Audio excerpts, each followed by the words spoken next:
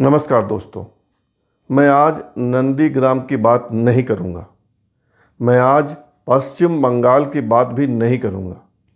मैं प्रधानमंत्री के उस भाषण का भी जिक्र नहीं करूंगा जिसमें उन्होंने कहा है कि भारतीय जनता पार्टी पश्चिम बंगाल में 200 से ज़्यादा सीटें जीतेंगी। मैं प्रधानमंत्री के उस बात का भी विश्लेषण नहीं करूंगा जिसमें उन्होंने कहा है कि ममता बनर्जी नंदीग्राम से हारेंगी और एक और दूसरे सीट से चुनाव लड़ने की योजना बना रही है। ये सारी बातें और कोई करेगा, या आप सुन चुके होंगे। मेरी चिंता आज कुछ दूसरी है। ये राजनीति में हो क्या रहा है?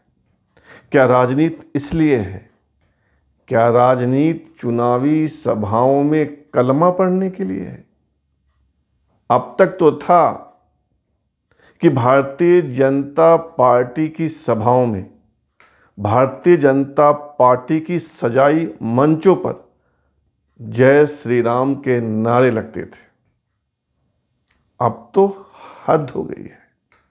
अब तो मंच पर चंडी पाठ हो रहा है।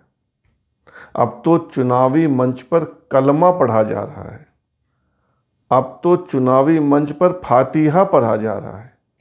अब बचा क्या है? अब बचा यही है कि चुनावी मंचों पर गुरु ग्रंथ साहिब का पाठ हो, चुनावी मंचों पर पवित्र बाइबिल लेकर उसका सस्वर पाठ किया जाए। अब यही बचा है। ये राजनीति कहाँ जा रही है? आपने सुना होगा स्मृति ईरानी को नंदीग्राम में सबाय मुखे जय श्री राम कहते हुए। सबाय मुखे जय श्री राम, जय श्री राम, जय जय श्री राम। आपने ममता बनर्जी को भी सुना होगा कलमा पाठ करते हुए।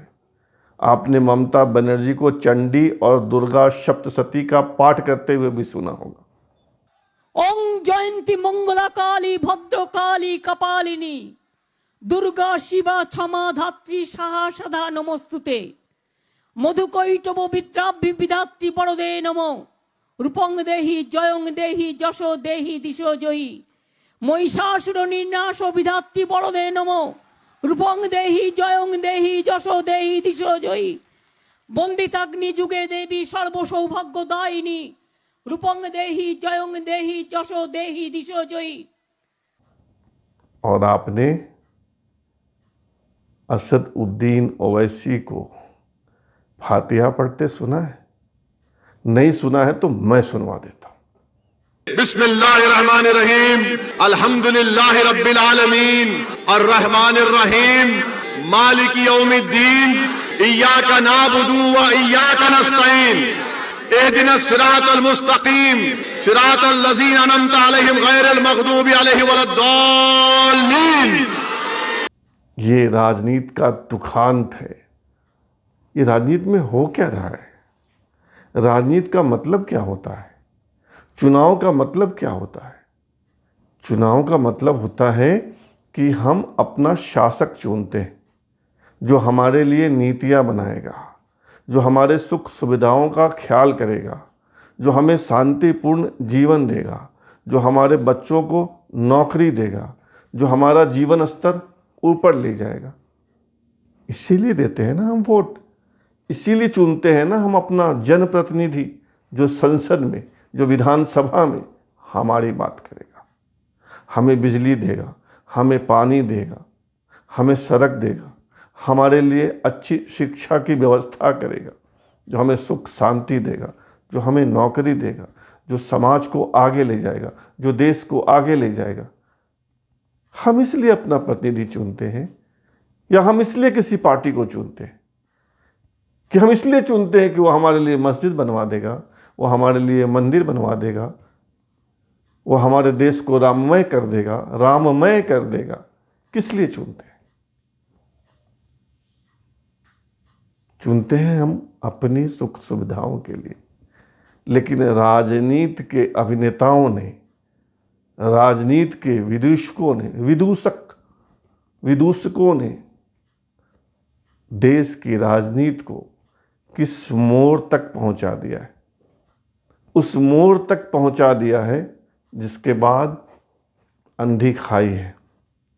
हम खाई में ही गिरने वाले हैं। मैं नहीं कहता कि जीवन में धर्म का महत्व नहीं है, धर्म का महत्व है, लेकिन उस धर्म का चुनाव में महत्व नहीं होना चाहिए। क्या हम धर्म के आधार पर अपने प्रतिनिधियों का चुनाव करेंगे? लेकिन आप पश्चिम बंगाल में मचे चुनावी घमासान को देख लीजिए, वहाँ हो क्या रहा है।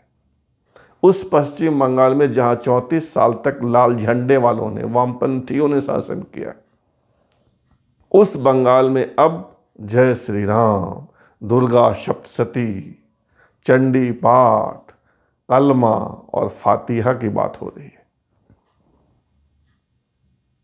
और इसके लिए सिर्फ दोष आप बीजेपी को नहीं ठहरा सकते, आप बीजेपी की तरफ सिर्फ उंगली नहीं उठा सकते।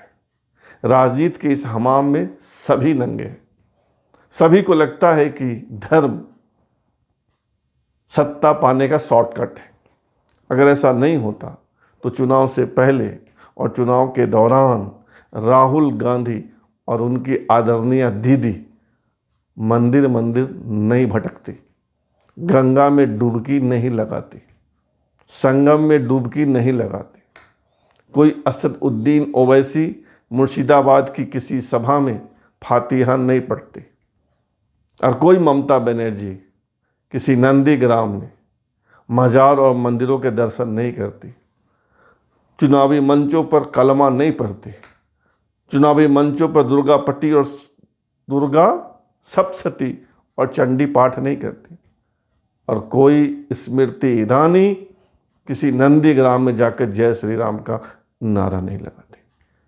राजनीति के इस हमाम में सब दोषी है। आगे आगे बीजेपी है और पीछे पीछे ये राहुल गांधी, प्रियंका गांधी, ममता बनर्जी, ओवैसी, ये सारे उसी राह के राही है। सबको लग रहा है कि बीजेपी ने इस रास्ते सत्ता पाई है तो हमें भी इस रास्ते सत्ता मिलेगी। ये ममता बनर्जी का है क्या, जो ममता बनर्जी जय श्री राम के नारे से कल तक चीड़ रही थी, अब वो दुर्गा सप्तशती और चंडी पाठ क्यों कर रही है? सत्ता के लिए ही तो, चुनावी जीत के लिए ही तो फिर हम बीजेपी को क्यों दोषी दें कि इसके लिए सिर्फ बीजेपी ही दोषी है? सब तो वही कर रहे हैं, सब तो कुएं में ही गिर रहे हैं। फिर बचाएगा कौन हमको? हमें खुद ही सोचना होगा, हमें खुद ही चेतना होगा, हमें खुद ही अपनी राह बनानी होगी, हमें खुद ही तय करना होगा कि कौन सही है, कौन गलत है, कौन हमें अच्छा शासन देगा, कौन हमें अच्छी व्यवस्था देगा। क्योंकि राजनीति तो लोगों के कल्याण के लिए है। कौन हमारा कल्याण करेगा, हमें यह सोचना होगा। हमें यह नहीं देखना होगा कि कौन हमारे लिए जय श्री राम का नारा लगवाएगा या जय श्री राम का मंदिर बनवा देगा। मंदिर बनाना समाज का काम है, राजनीति और राजनीतिकों का काम नहीं है। ये सिर्फ उसके नाम पे वोटों की खेती करते हैं। जो बीजेपी कर रही है, फातिहा पढ़कर वही ओवैसी भी कर रहे हैं। यह चेतने का वक्त है, चेत जाइए। कहीं समय गुजर गया तो हम और आप कहीं के नहीं रहेंगे। फिलहाल इतना ही, लेकिन आपसे आग्रह बना हुआ इस चैनल को सब्सक्राइब कर लीजिए। जय हिंद।